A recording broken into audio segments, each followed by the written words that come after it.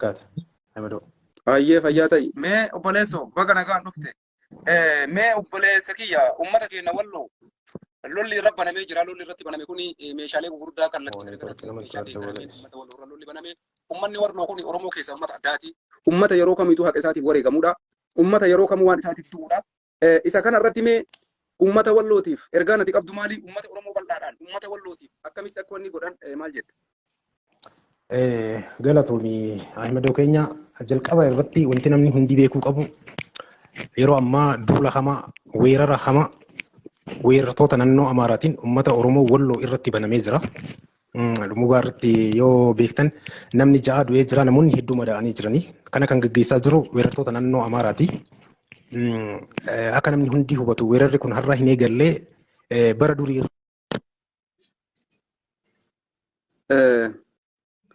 Mohammad Sheekaa yeroo baay'ee intarneetii keenya dalagu si arga jedhee intarneetiin isaa qabee jira. Deebi'eera. Intarneetiin isaa baasee jira. Namni jalqaba seente obboleessi kiyya ka garanaan jirtu. Ka jalqaba seente. Ayya Ahmad. Assalaamu alaikum. Wa alaikum salaam habibi. Nagaa akkami? Fayyaadha boo jirra. Baga jiraate ka ajandaa keenya akkuma amma isin isaa turetti dhageette jedhee yaada. Dhageen jira jalqaba irraa kaasee sirba turaa. Jalqaba irratti wanti irraa ka'uu qabnu walloodha. Uummata wallootiif mee ergaa maalii dabarsitaa? Uummata wallootiif Oromoon akkamii Oromoo walloo biratti maal godhuu qaba? Uummata walloo Oromoon akkamii ilaaluu qaba? Akkamittis bira dhaabachuu qaba waan jedhu irratti mee yaadan?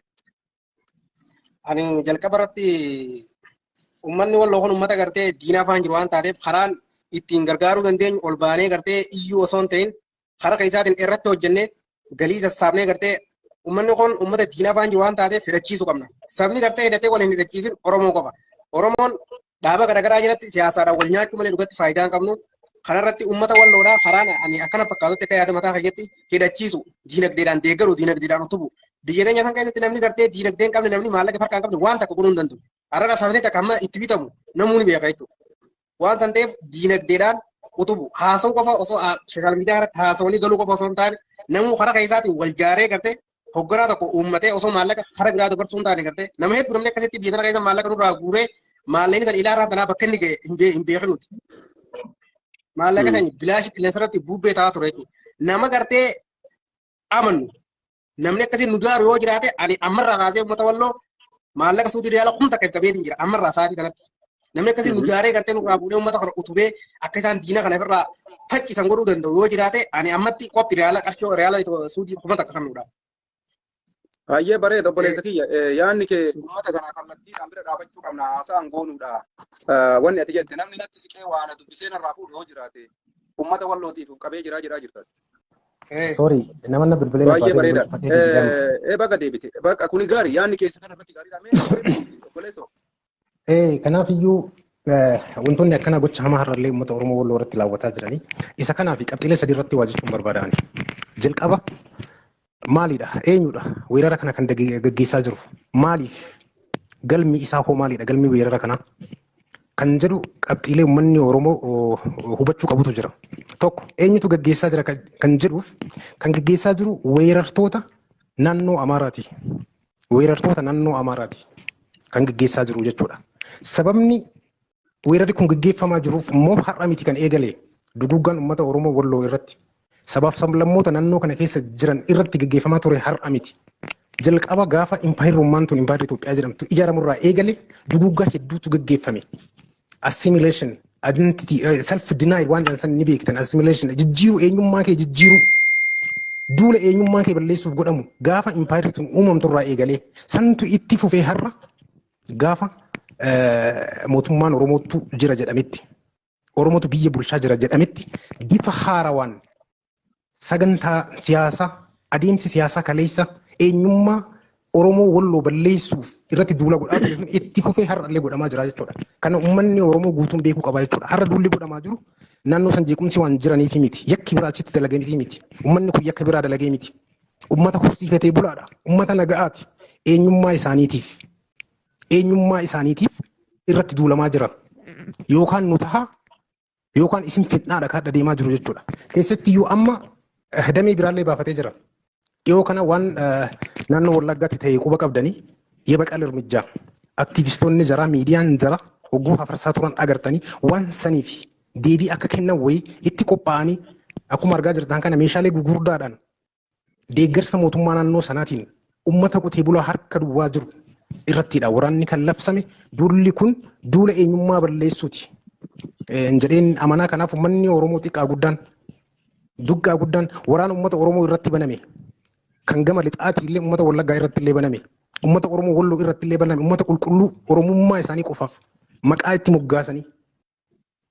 itti moggaasanii lafarraa duguu sanyii isaanii balleessuuf uummata Oromoo irra godhamaa jiru kana alaa keessaa guddaa xiqqaan dhiiraa dhalaan Islaamaa Kiristaan hundi isaa balaaleffachuun qaban jedhee yaada. Galatoomaa.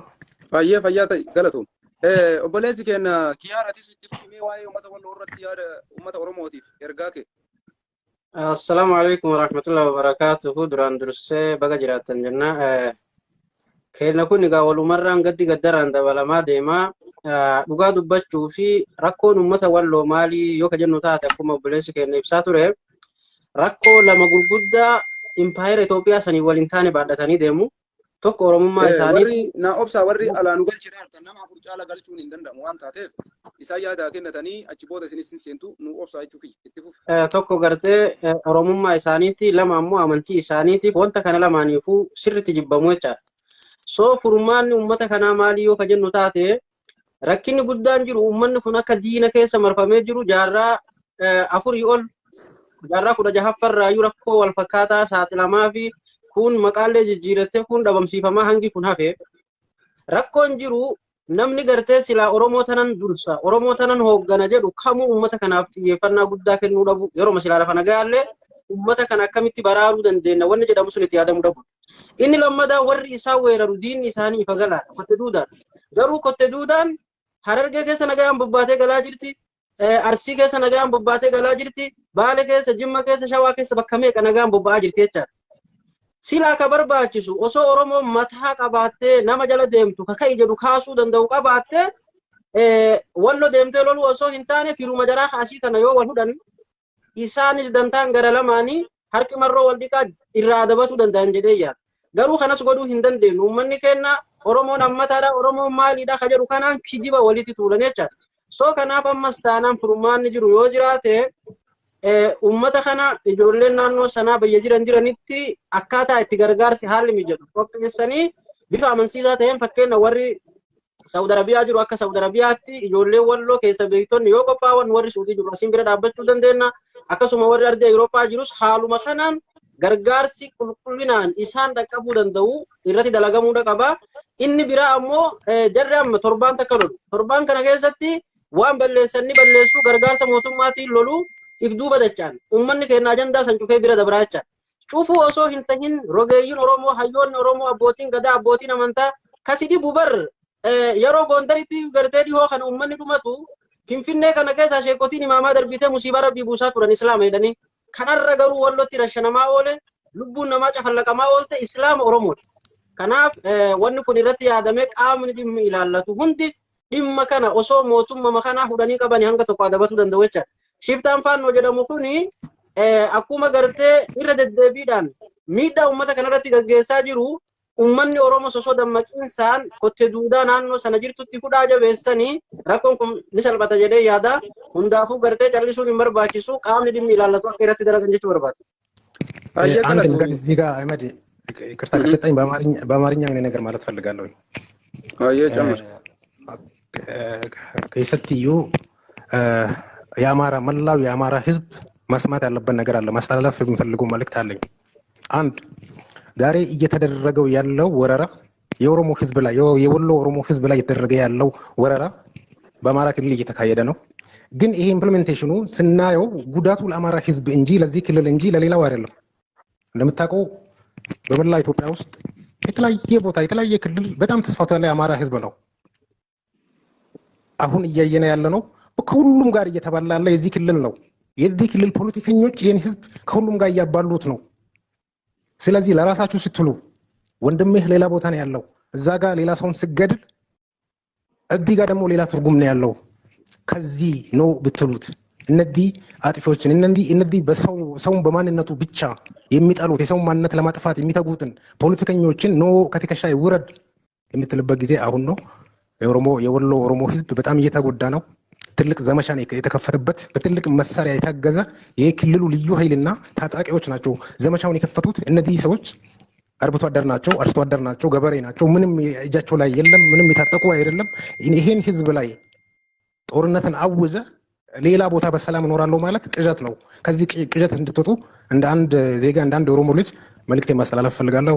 ታንኪዩ አየ ገለቶሚ እንደጋያን ጀነ ያና አጀንዳን ከነ ዋይ ወሎ ረቲ ኡማኒ ከነ ኡማኒ ኦሮሞ ኡመተ ወሎቲ ወንቲ ሲንጎታን ቶኮ ሰገሌ ተውፊዳ ለማታ ኩማ ከለ ሰጋ ፈረኮት ኡማኒ ወሎ ጫቤ tokkummaadhaan Oromoon ka'ee bira dhaabate har'as tokkummaadhaan kaatanii bira dhaabachuudha qaban. Uummanni walloo uummata qabeenya isaatiif jecha du'aa jirudha malee uummata aangoof jecha du'aa jiru miti. Yookaan aangoo wayii taayitaa wayii naa kennaaf uummata qabsaa jiru miti. Kanaafuu namni qe'ee isaarra jiraachuu qaba. Muhammad viidiyoon keenya dide kaameeraa keessirreessuu yaala. Kanaaf uummata kana beektanii Oromoon isin addunyaa jirtan sagalee fi ta'uu qabdan miidiyaan Oromoo sagalee fi ta'uu qaba. Ijoollee walloo ammoo hojii keessan isin beeknaa isin sabboontota kaleessas hojii boonsaa hojjechaa turtanii uummata keessanii har'as hojii keessanii deebi'aa. Akkuma kaleessa guruppii tanii uummata keessanii tumsaa baatan ammallee bifatanii Oromoon abbaan isin bira dhaabatu sochii keessan akka jalqabdanii uummata keessan irratti waan dandeessanii bira dhaabatan ergaa jedhu uummata keenya qeerroo fi qarree ijoollee walloo ergaa kan isinii dabarsaa jechuudha. Isin har'a kaajjifamaa jirtan qabeenyuma keessanii akka nama biraa aangoo qabadhee Itoophiyaa bulchaa ana malee namni hin bulchine ana malee aangoo qabiraan qabatanii miti. Kaayoo keessanii hin beekna waan taateef kanaaf dhugaa isin wajjin dhaabanna kanaaf isinii dubbannaa jechuudha. Kanaaf uummanni walloo qabeenya isaa irratti dachii isaa irratti nagaan jiraachuudha qaba. Kanaaf roorrifamuu hin qabu waan jiruuf kana beekee Oromoon uummata walloo bira dhaabatu kabajaadhaan uummata keenya kaafannaa jechuudha. Ajandaa kana asumatti dhaabna. Isa biraa irratti ka ajandaan keenya waa baay'eetu jira. Mee jalqaba irratti wareegamuu obboleessa keenyaatirra kaanee achi booda haasaa ajajaa waraanaa bilisummaa Oromootiin dabarra. Obboleessi keenya Ustaaz Kamaal Heboo wareegamee jira, ajjeefamee jira. Ajjechaa isaa immoo namni gadi ba'ee uummata kanaa ifa godhin jiru Oromoon agarraatitti gaafataa jirti. Namoonni tokko ammoo dubbii tana affanuudhaaf jecha ijoollee akkanumaan feesbuuk irraa iyyituu jechaa jiranii isaan akka fedhanaa jedhanii nuti garuu dhugaa obboleessa keenyaa ni gaafannaa jechuudha. Kanaaf ejjannoon uummata keenyaa qeerroof qarreen qaban dhugaa obboleessa kanaa baasuudhaaf hundi isaanii halkanii guyyaa hojjechaa jiran. Nuti isa dandeenyeen dhugaa kana uummata Oromootittis gabbaasuudhaaf akka danda'ameen irratti dalagamaa jira jechuudha. Isa kana irratti mee yaadni keessan maali? Waa'ee ustaazaa kana irratti ejjannoon keessan maali?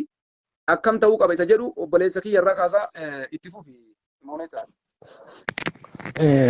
Ulfaadhu Ahmed yeroo dhiyoo kana atakaroo seenuu hin qabne keessa seennee jirra. Mana gola qabsoo Oromootti qabsaa'onni Oromoo gamaa gamanaa wal dhiibutti jiranii gamaa gamanaa wal jedhu jiranii. Maddi rakkoo wal dhiibdee kanaa maalidha kan jedhu irratti dubbachuun barbaada. Uummanni hundiyyuu namni as jala jirtan nama 500 wayin argaa. Arraba dhiisaatiin nama dhageeffadhaa. Biyya keessan taa'ee isinitti dubbadhaa. Maddi rakkoo kanaa maali? Yoo dhageeffanne malee arrabaan deebiin deebi'u hin jiru, arrabaan gaafiin hafu hin jiru jechuudha. Maal gaafatte ijoollee namni maal gaafate? Kan jedhu irratti har'a qabxiilee marii kennallee dhimmi kun daangaa godhachuu qaba. Akka hin taanetti akka warri qumaartonni dhiigaaf lafee ilmaan Oromootiin taphatan dubbii jallisanii akka waan gandaaf namni dubbatu kan godhan kun sirrii miti. Maddi rakkoo kanaa madda tuulamaadha Ahmed. Maddi rakkoo kanaa madda tuulamaadha. Gaafiin uummataa dogongorri kalee gola qabsoo Oromoo keessatti uumamaa ture tuulamee as dhufee namni nama kiyya ni gaafadhaa irra ga'e.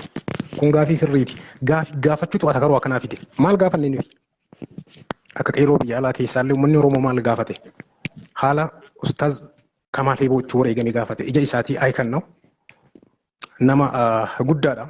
Influensaaliidha. Nama akkasii qabsaa isaa iyyuu isaa uummanni gaafatuun sirriidha. Gaafii kanatu rakkoo dhale jechuudha. Garuu waan tokko himuun barbaada. Akka kaleessaa irra dibaan abadan hin taatu kana booda. Dhiigaaf lafee ilmaan Oromootiin qoosuun hin taane. Waan tokko isin himaan. Seenaan qabsoma Oromoo keessatti himamu kun irra caalaan isaa kijiba. Dhugaa isinitti fakkaatiin. Waa'ee irbuus niigaa kaafna. Waa'ee irbuus niigaa tokkummaa Oromootiif jennee hundi keenya faarsina. Nama olii hoggansa guddaadhaan hayyuudhaan hanga dakaa gaafadhee namni takka deebii siin kennu. Akka galteetti itti haa fayyadamnuuf seenaa Oromoo keessatti tokkummaa Oromootiif du'an jedhan malee dubbiin sun dhuga miti. Nama takka gaafadhamee isiniif haa himu namni as keessa jiru. Wareegamni shinniigaa sun namni kan jedhu hoggantoota isaan bakka takkatti erganii nama afoo kaanii kan fixanidha. Hayyoonni Oromoo hedduun namoonni hin qunnamne namoota gurguddaa nama barbaadde maqaa isinii kaasuun seenama sana barreessiname namuma hafee waan sangalee isinitti himinu himaa jedhaniiti warri gaafatee ni rashaname kan daganaa. Daa'ima xiqqaa tokkotu hafee himee jedhani himan daa'ima sanuusitti. San booda hayyoonni Oromoo dhaabbileen Oromoo walii galanii seenaa kana akka galteetti itti fayyadnee tokkummaa Oromoo ittiin ijaarra jedhanii amantiif maali oliin qoonnee bakka takkatti awwaalaman jedhan malee namni beeku noo waan na'us istiil na'u yoo leencoo lataa nu hime malee yoo warri gaafa san jiru nuuf hime malee noo waan na'us kun haqa jiru. Irra dibaan kun ammoo qabsaa'ota Oromoollee lafee dhugaaf cabde dhiiga dhugaaf jigallee gatii dhabsiise kalee qabsoo Oromoollee akka bakka hin geenne godhe irra dibaan kun jechuudha. Har'a sun akka deebi'ee hin dhalannee fi lubbuu gootaati qabsaan kan Oromooti kiyya anaa fi ba'e mana gaafachuun mirga kiyya ni gaafadha akka kaleessa dogongorre akka kaleessa akka hin uumamne jedhameeti kan uummanni Oromoo gaafate. Gaafii kanatu warra gandaa nama godhee jechuudha. Amma laal Oromummaan dhugaatii keessatti awwaalan sun kana booda dalagdu. Oromummaan dhugaan qabsaa'ota keessatti awwaalan sun Oromummaa kijibaati. Indalagdu. Oromummaa dhugaa barbaanna. Oromummaa dhugaa yoo jedhu maal jechuu kenna. Ifaan bilisatti wanti qabsoo Oromoo keessatti dalagamu. Wareegamni gatiin qabsoo Oromoo keessatti kafalamu kamuu ifatti ba'ee uummataaf deebii kennamaa deemaa jechuudha. Kana kan gaafanne nuyi. Kanatu rakkoo ta'e kanatu ganda jechisiise. Nama arrabsuu miti. Warra gandaa sin jechuu miti deebii kennuudha. Kasi gaafateef. Namni gaafa manaa ba'u akka wareegamu beekne lubbuu fi irra murteessee ba'ee. Ni wareegama namni hundi keenya akka carraa lubbuudhaan har'a ga'uun haa ta'u malee akkamiin wareegame eessatti wareegame maaliif wareegame kan jiran namoota akkana ifa baasaa deemuun waa lama fayyada baay'ee warra inni wajjin qabsaa'u sanillee qabsoo inni godhaa ture sanittillee abdii hora humna hora uummata Oromootiifillee deebii mataa isaa qabaa jechuudha. Haa ta'u malee akka kaleessaa irra dibnee dabarra. Akka kaleessa maanu gaafattaniin deebii hin ta'u. Nu hidhaaba miti kan deeggarre kaleessallee. Ani isinitti himaa Ahmad. Nama miti kan deeggarre kaleessallee. Namaaf namni hin duune. Mee afaan fitadhu. Na dhaabuu barbaade na fakkaata Ahmad. Teessuma dhaabadhuuti deebita. Obboleettii ta'e nata amma seente. Assalaamu alaikum. Waalaikum salaam warahmatullahi wabarakatuh. Baga nagaan dhufte ka mee yaada kee ibsadhu achuma waa'ee walloollee keessa bahi gaafii amma kaasellee waa'ee amma jecha obboleessa keenya irratti illee yaada lamaan walimatti qabii gaggabaabsi. Ayesh ati carraa naa kennu kanaaf galatoomi ulfaadhu siin jedha warra walloollee inshallah rabbillee isaanii haa birmatu. Oromoo yoo bakka tokko miidhamu bakka tokko yoo rakkoo irra gahu bakka sanii Oromoo hundinuu walii dhaabatu qaba walii birmatu qaba wajjin dhaabatu qaba wanni achi dhaqqabee gara keenyallee dhufa jedhaniiti akkasiin laaluu qabanii kanaaf yaadallee dheeraan barbaadu inshallah afaan lama dubbadha. Itti aansee waa'ee ustaaza keenya Kamaal Eebboo rabbi rahmata isaanii haa godhu akka hundattuu isaan wareegamanii nu amma gaafiin gaafataa jirru maaliif wareegamanii osoo hin taane eega gaafa baay'ee akka wareegaman hundinuu beekneerra. Maaliif wareegamanii miti gaafiin keenya akkamiin wareegamanidha. Kana namni amma kana nu hubatu qaba yoo nu gaafii gaafannu maal godhuuf gaafatanii jedhan akkamiin wareegame lola irratti moo karaa kamiin ibsamuu qaba. Eeyyan amma fakkeenyaaf woboon uummata Oromootiif qabsaa'aa jedhan keessaa qabsaa'ee kan sabaaf du'e sun maaliif ifan baane akka inni itti du'e san maaliif himuu dhaban. Kana uummataa ibsanii lakki kun ammaa miti gisee biraa ibsama yoo waan jedhamu taate gisee biraa gisee kamiif kaayama. Hadda ibsamee uummata dhugaa jiru himanii uummata walii yoo deemanoo akka yoo san akka amma jawaarii waan deemaanuu kana akkana jedhanii dhugaa nama himan yoo dhugaa nama himaa deeman maal qaba nullee ka jedhaaru maaliif ajjee yookaan maaliif inni gaafa bayyuu du'aa bayi kana uummanni hundinuu amanee beeka qabsaan tokko gaafa manaa bahu du'a ofirra murteesseeti haa du'u rabbi rahmata isaa godhu garuu akkamiin du'ee nuuf ibsaa karaa kamiin du'e ishii sila akka seeraatti hundi isaaniiyyuu ka du'u namni akkana guyyaa gaafa lolli jiru guyyaa akkana lola akkana irratti uummanni akkanaa wareegameera maqaa isaa baloo jedhanii gabaasu qaban ishii kaawwaa hunda yoo danda'u illee dhabdan nama tokkoof lama ka sagalee uummata bira qabu kan akka itti du'e ibsuu qabdani uummanni seenaa barreeffatee kaa'uufi qaba beektaa inni akkami akka du'eeni karaa kam akka deeme addaan baafatee beekuu qaba. Kana beekuun dammoo uummata hin fayyada malee jarayyuu akka jabaatan osoo isaan himanii uummanni maaliif jechuun isaaniyyuu hin gala jechuun hin abdatanii beektaa akka kuuwwanis jabaatu ta'a. Kanaafuu isaanii rabbi rahmataa godhu isinis yaada gaariirra jirta jabaadhu yaada baay'eellee dheeressuun barbaadu akkasii galatoomaa rabbi haqa isaanii bakka jirtu rabbiin beekaa inshallah rabbiin baasa du'aa hin goona rabbi rahmata isaanii haa godhu galatoomaa ulfaadha. Baay'ee fayyaa ta'e obboleettii biyya kalat. Akka adeemsaatti kasii mootuun carraa namaan kennin akka adeemsaatti kan sitti himuu sagantaa wayii hin qabne akka biyyaa fi biyya alaatti asitti ta'ee dubbachuu jirra sagantaa sana hanga finnutti namoota jedhaman qofa osoo nu affeertee natti tola yaada kana osoo goolumne uummanni maal jedha ammoo booda dhufe namni kamiyyuu yaada isaa kennatu akka qeerroo biyyaa fi biyya alaatti yaada kenna osoo goolamne akka yaadaatti siif kaasaa hima doo. Yaa nama bareeda. Yaada itti fufnaa namni hedduu waan akkasii ergatuuf hubadhaa jechuudha kaniin namoonni illee. Ijibbaata qabsoo faasala jedhamee seensis Aliyaas Hindii fayyada. Ijibbaata fidii yoo jira Ilaas yookaan ijibbaata fidii Kanaaf ijibbaanni dhufee irratti jira. kennee deema. mudannoo okay. Isin seensisaa hunda keessanuu garuu nama baay'ee nuun fuudhu beektaa feesbuukii nama akkuma argaa jirtan kana nama sadi caalan fudhatu. Anaa waliin nama afurii. Okay. Ijibbaata baga nagaan dhufte. Baga nagaan dhufte. Mee obboleewwan kiyya tokkoffaa ejjannoon irra isinii ibsuu barbaannu. Akka qeerroo biyya keessaa fi biyya alaatiitti marii gugurdaa godhaa turre. Marii gugurdaa goone san irratti namoota hedduu ammas jalatti isin hin beekne hedduutu jira. Ejjannoon keenya tokko biyya keessaa fi biyya alaatiin jechuudha. Nuti dhugaaf qabsoofna dhugaadhaaf deemna jennee jirra. Akka kaleessaa sana ammoo wanni ishiidhaan deemu jiru. Obboleessi keenya kan wareegame kan jalaa ture maaliif akka du'e gaafachaa jirra. Gaafii gaafanneef ammoo namni saree nu nama nuun jedhani. Isa kana irratti ammoo gubaa garaa keenya jiru uummata Oromoo hundaan gayaa turre. Ammas ammoo waan san cimsineetu matti fufaa jirra jechuudha. Isa kanaaf jecha nama keenya bakka jiru hundaa akka qeerroo keessattuu qeerroo sikkoommandootitti yaadni keenya tokko. Kan dubbannellee ka cal'isellee ka isin dubbatee isin argitanillee yaadni keenya tokko. Dhugaa ustaazaa irratti abbama feetan bakka jirtanii dubbisa. Ejjannoo tokko qabna afaan takkaan gaafii gaafachaa jirra. Dhugaa obboleessa keenyaa nutti akka himamu isteeppii takka irraa duuban deebinu.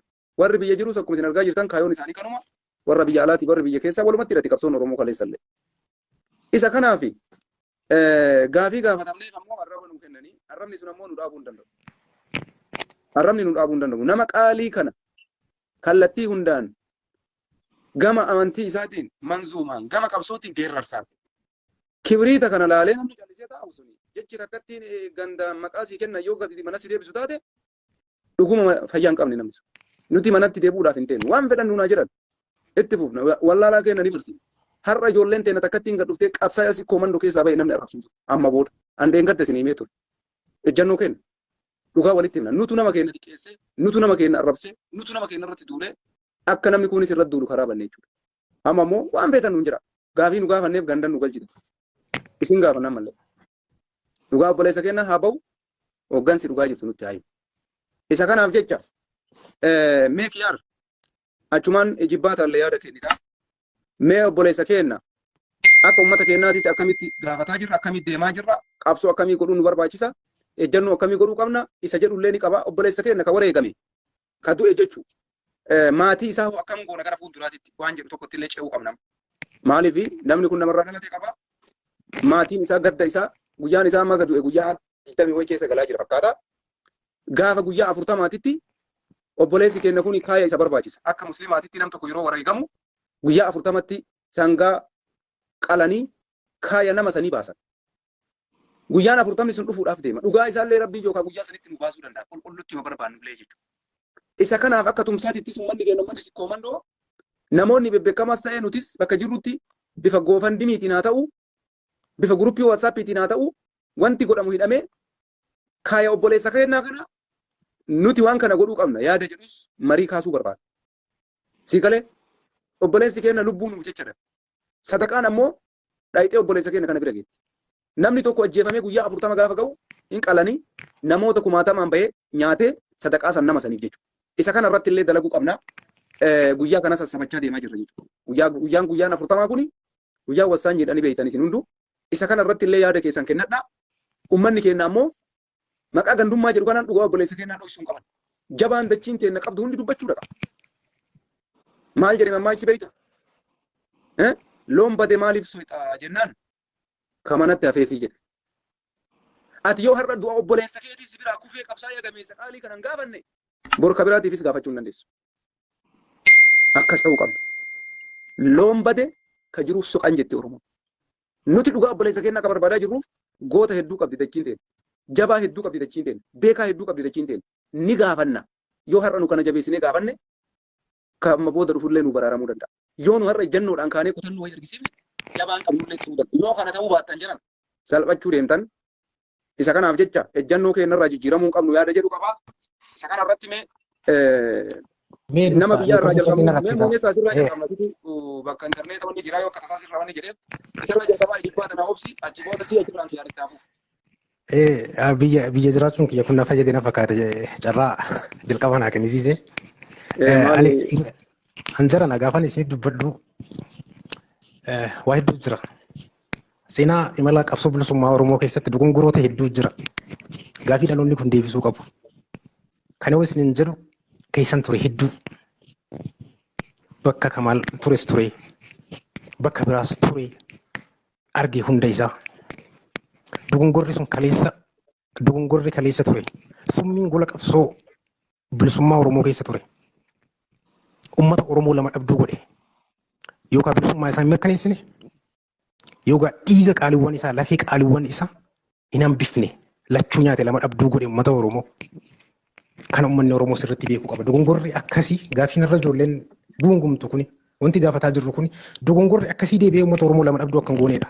Ilma isaallee dhabsiise bilisummaa isaallee akka hin dhabsiifnedha. That's our point. Kana namni jaalatee fi miti dhugaa dirqama keenya waan ta'eef hin dubbanna jara keenya. Waa'ee Ustaas Kamaal Heeboo gaafa ka'u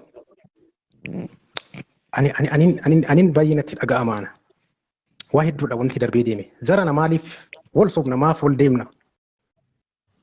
Abaa'oon kan beeku uummanni Oromoo adda bilisummaa Oromoo kan beeku tokko bare. Bakka 50tti kan qoode daldaltoota dhiigaa fi lafee ilmaan Oromootiin daldalaa turani.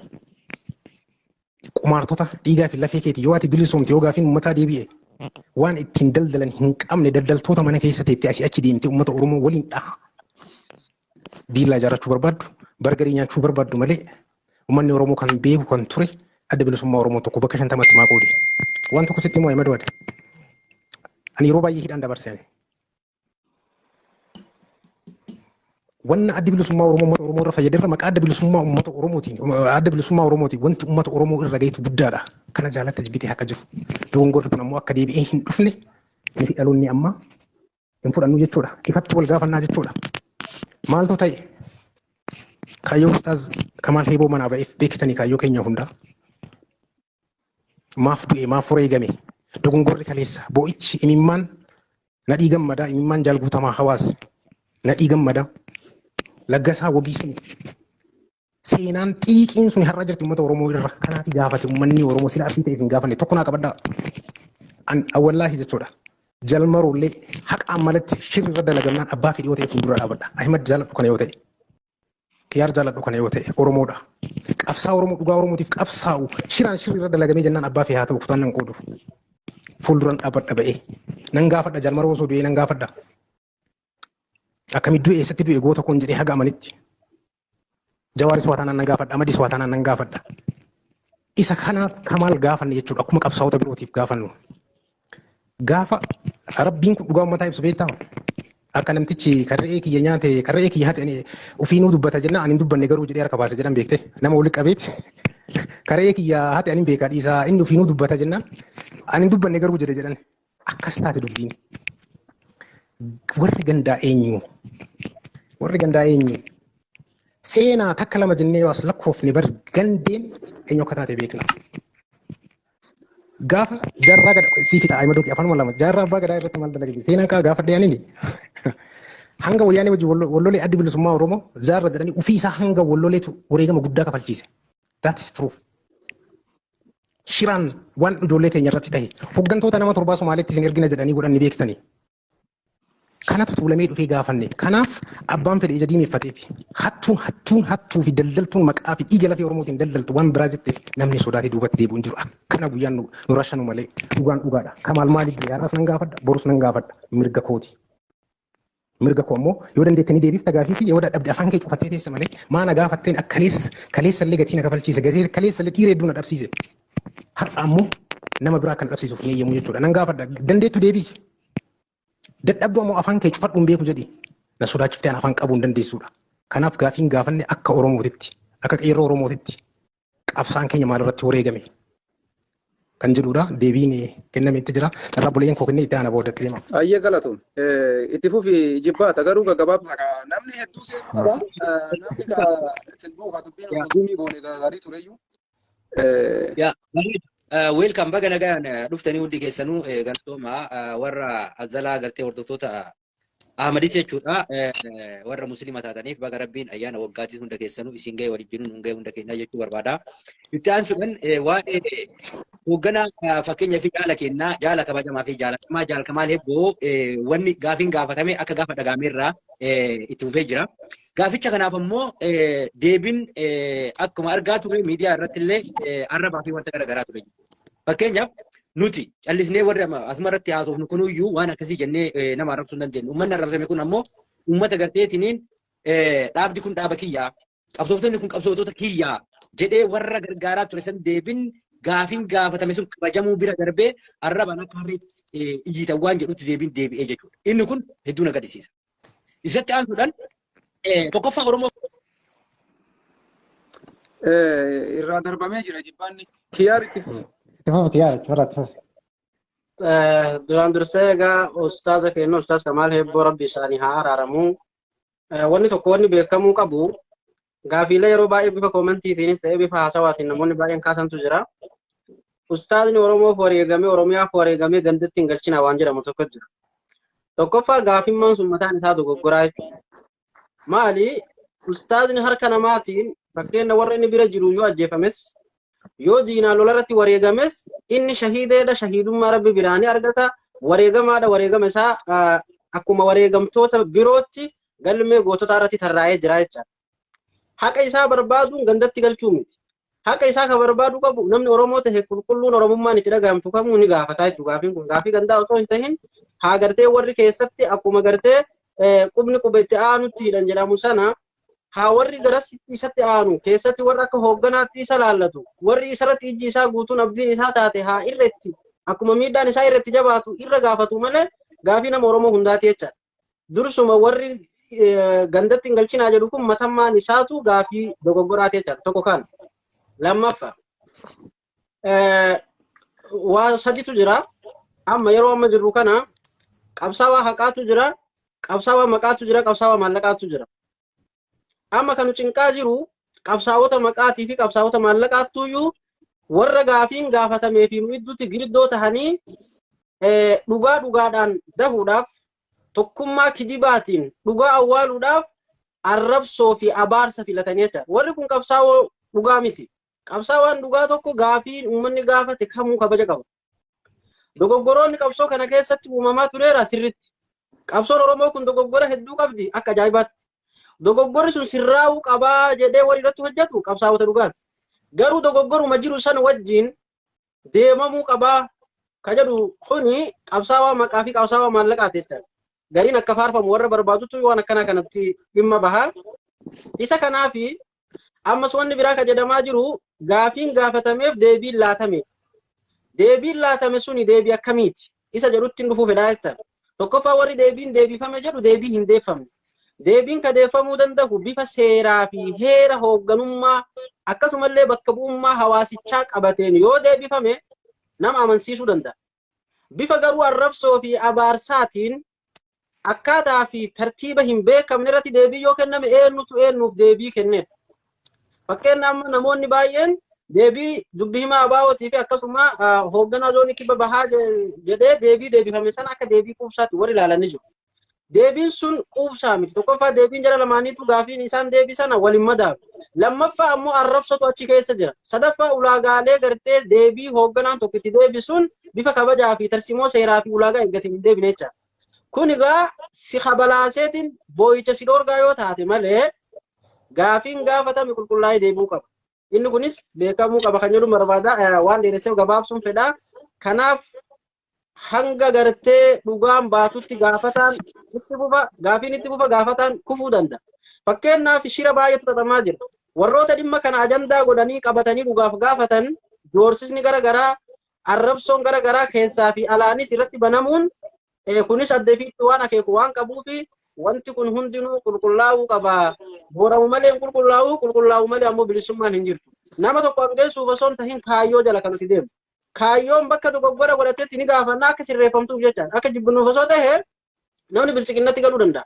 Ka jedhaa jirru garuu dogoggorri uumame kun haa sirratu gaafiin uummataa deebii haa argatudha ka jedhamaa jiru sana soo akkasitti hubatame jechuun barbaada galatooma. Ayya galatoom jibbaatatti fufi.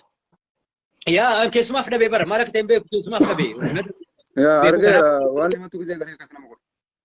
yaa kanaafiyyu walumaa galatti anilleen yaada kiyya itti fufaa gabaabsee himaa maal jechuu barbaadetti yeroo baay'ee gaafiin hin gaafatama gaafiin deebi'u irratti yeroo baay'ee rakkoo jira adeemsa siyaasaa namaa irrattis garaagarummaa siyaasaa irrattis Oromoo guutuu biratti osoo ta'uu irra caalatti dhaaba kenna dhaaba bilisummaa Oromoo irratti gisee baay'ee gaafii gaafatamuuf deebiin namaan kenna. Wanni kun baratamuu qaba barachuu hin dandeenye baratuu qaban jedhee yaada. Sababni isaa gaafiin ilmaan Oromoo gaafatan gaafiin Kamal Ustaaz Kamal Ebboo kan uummanni Oromoo gaafate gaafii isaa qofa miti. Gaafii Oromoo guututi. Gaafii ammoo wareegamtoota akka isa fakkaatanii hundaatii jechuudha gaafiin kun. Gaafii kana ammoo ifaa fi bilisaan namni gadi ba'ee hoogganni jiru kasilaa hooggana jedhamu bakka bu'eetiin ergaa dabarsuun haalli inni itti ibse namni martuu hubatee jira argee jira jechuudha. Wanni kun rakkoo guddaa keessaa qaba. Isa kanaaf nuti hoogganni nuti irraa deebii kana eenyu yoo jiraate hooggana ol aanaa irraa jechuudha. Sababni isaa qabsoo bilisummaa Oromoo tana waliin itti fufuu fi kallattii kaameetiin akkaataa itti waliin deemamu irratti gufuun baay'een mudachuu danda'a. Maaliif yoo jette namni wanni gaafii gaafatuuf har'a osoo aangoon gubbaa hin jirre nama kana yoo gaafii gaafatte gaafii naa deebisuu danda'a. Moo kaan aangoo gubbaa jirullee diktaataraa kan dhufullee diktaataraa kamtu kamii jedhee namni diktaataruma jalatti kufee taa'uu akka nama filachiisuma fakkaati dubbiin. Kanaafuu uummanni Oromoo ammallee taanan adeemsa isaa qabatee gara fuulatti itti deemuuf gaafii yoomiyyuu hin dhaabbatu. Gaafiin nu gaafanne kun ammoo ifaaf bilisaan mataa deemuuf. Maaliif gaafiin kun namoonni baay'ee wanta gaafii kana gaafanne haga dhaabarraa ka'ee warra ammoo waan dhaabota kan keessa jiran jajjaborraa ka'ee haga jalaatitti yookaan haga hordoftootatti jechuudha. Gaafiin kun akka gandaatti deemanii warroon ilaalan jiran. Inni sun sirrii miti. Gaafiin nu gaafanne gaafii Oromooti. Gaafiin Oromoo kun ammoo akka Oromoo fakkaatutti akka ammoo adeemsa kallattii waan sanii fakkaatutti deebi'uu qaba. Gaafiin keenya har'allee akkuma qabatetti itti jira. Deebiin nuuf hin deebine. Ka deebi'e arraba malee gaafiin hin deebine jechuudha. Wanni Oromoon hubatuu qabu guddaan isa kana. Ka deebi'e arraba. Nuti ammoo sirnaan heeran seeran gaafii kana gaafanne jechuudha. Ilmaan sikkoo mandoo qofaa miti gaafii kana gaafate Oromoo guutuu gaafate jedhee amana. Sababni isaa ilmaan sikkoo mandoo Oromoo guutuu keessaa Oromoo tokko akkasuma Oromoo gaafii kana gaafattellee bal'inaan Oromiyaa keessa jiran guutuu kan biyya alaa jiran guutuu keessaa gaafiin kun dhiyaatee namni martinuu ammoo kallattii akka fakkaatutti akka deebiin deebi'utti eeggataa jira. Kanaafuu kana ammallee eeggannaa jechuudha. Dhugaallee ta'uu baattu waan isaan deebisanirraa dhugaallee ta'uu baattu nuti sagalee ka dhaga'uu barbaannu hooggana olaanarraa dhaga'uu barbaanna. Maaliif har'a harcaatii baay'ee jira jechuudha. Qabsoon bilisummaa Oromoo hagamta akka deemteen beektan. Har'a ammoo hagamta akka duubatti zeerootti deebiteen beektanii jechuudha. Torbaan takka keessatti. Waldura dhaabbannaan kun ammoo yoo baay'ate boru diina harkatti nu kuffisuu danda'a jechuudha. Nuti karaa biraatiin akka gorsaatti wanni isaanii dhaabnu kan deebii kana deebisuun isaanii dirqama. Fakkeenyaaf namni dhaaba gara garaa deeggaruu danda'a. Rakkoo miti. Kun ammoo gaafiin Oromummaa akka Oromooti. Fakkeenyaaf ilaalcha gara garaa qabaachuu danda'a namni. Gaafii ka gaafatu ammoo akka waan ta'amee sanitti gaafata. Dhaaba Oromoo bakka bu'u kamuyyuu ammoo namni yoo rakkoo wayii mudate rakkoo san gaafatee akka ifoomuuf barbaadaa jechuudha. Waan kana akka nu ibsanii ammallee taanan akka kennatti akka ijaarama kennatti sodaa tokko malee isinii galee waan gadi ba'ee jechuu kun. Kanaafuu waan kana ammallee ibsa bal'aa akka irra deebi'anii nuu kennaniif waamicha dhiyeessina. Dhugaan sun ba'uu fi ba'uu dhabuun deebii kanarratti waan bira. Garuu nuti ka'eenu hooggana olaanarraa eenaa hooggana olaanaan deebii akka nu deebisu barbaanna jechuudha. Dhugaan akka ifa baatu barbaanna waan ta'eef kanuma jedhu. Ayya galatoom asirratti yaada goolabaatti deemnee ajandaa keenya lammaffaa haasaa ajaja waraana waliigalaa bilisummaa Oromoo marrooti tarree jechuudha. Asirratti wanti itti goolamnee deemuu qabnu akkuma jedhaa jiru ustaanni akka wareegamee guyyaa 20 wayii seenee jira. Haga lubbuun isaa dabrite jechuudha. Isa kanarratti nuti uummanni keenya dhugaa isaa gaafachaa amma waan biraallee waan harkaallee hojjennu waan jalqabu qabnu jira waan jedhu amanaa jechuudha. Isa kanarratti uummanni ustaaza keenya jaalatu. Warra maqaa sikkoo mandoo dhaatee du'a ustaaza awwaaluu barbaadullee jira bareedu jira. Isaan kanan ilaallatu dhimmichi. Warra dhugaan ustaaza kanaaf quuqamu, warra dhugaaf isaa dhukkube, qabsaayaa ganda kam keessa jiru ilmaan Oromoo kutaa 11 ustaaza kana namni gaddi isaatti dhagayame maatii isaatii fi akkasuma ustaaza kanaaf kaaya isaa guyyaa 40tti godhamu kanaaf wanta kana bakka buunee ammarraatti yaannee wanta kana akka cufnu sanbira dabree akka maatii isaatiif waan silaa barbaachisu hundi godhamu isa kanarratti akka dalaynu yaada jedhu dhiyeessuu barbaanna. Isa kanarratti akkaawuntii maxxansuun duratti ustaaza keenyaaf jechuudha qarqaarsa maatii isaatii fi akkasuma kaaya ustaaza keenyaa ittiin baasuudhaaf yoo har'a lama jala waa hojjenne malee wanti guyyaa sanitti jalqabamee guyyaa sanitti hin ta'u. Nam tokko du'ee guyyaa 40 gaafa ga'e dirqama kaaya isaa barbaachisa. Afaaniin haasaa ammoo obboleessa keenya kana quuqama qabnu ifaajee keenya dhiiga keenyaallee waan tokko gochuu qabna sadarkaa jedhu ce'uu qabna. Isa kanaaf jecha nama barbaannaa nama biyya keessaa dubbisuu qabna. Namoota hedduu jira. Jaalalleewwan ustaaza kanaa hedduu jira. Isaan kana dubbisnee akkaawuntiin akka maxxanu kanarrattis hojjechuudha qabna. Isa kanarratti ammoo uummanni Oromoo bal'aan gaafa akkaawuntiin maxxane akka danda'etti akka rabbi isaa kennetti sadaqaa jechuudha obboleessa keenya bira. Waan danda'aniin akka waa walitti duude wayiitu jira. Ayyee. Ustaaz Sa'aad Aliyyi har'amuu kan inni fakkaatu waa maxxansee ture. Bifa garaagaraatiin gareen garaagaraa ijaaramee gargaarsa ustaazaati jedhee wanti eegalame tokko jira. Wanni sun bifa keessootiin walitti deeffamee fakkeenyaaf amma bosona baalee kana isaati waamichi inni godhaa jiru.